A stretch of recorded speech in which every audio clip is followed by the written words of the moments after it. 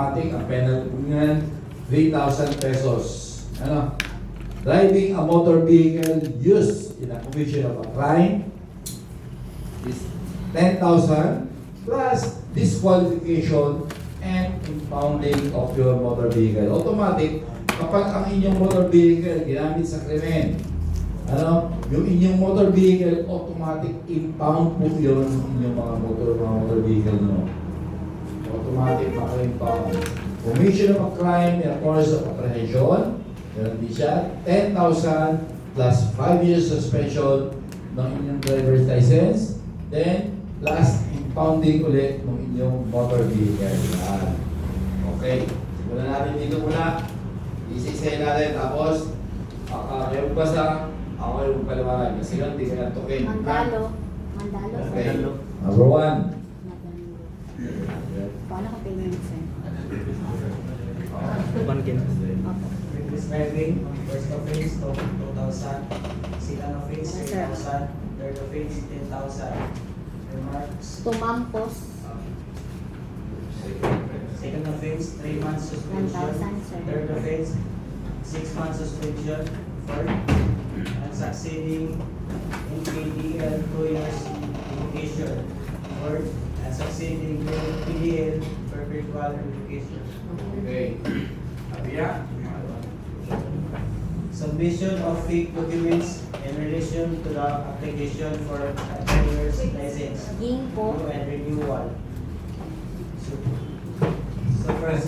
Superseded under section 423B B of RA No 1090-930. 20,000 pesos. Remarks 3,000 plus 1 year Hiramil. disqualification plus criminal charges.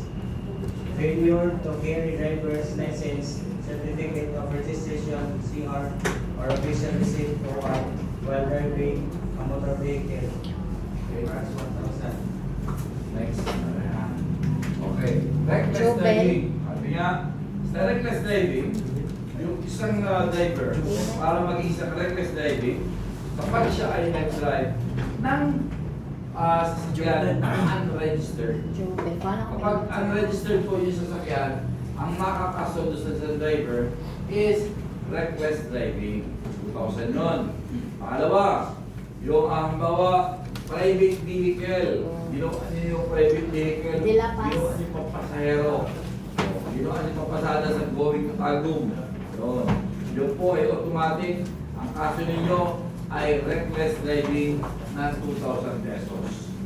Submission of fake document. Yan. Tulad nito, dapat po, kuha ninyo yung student permit. Dapat yung mga real na inyo, ang isasaglit ninyo.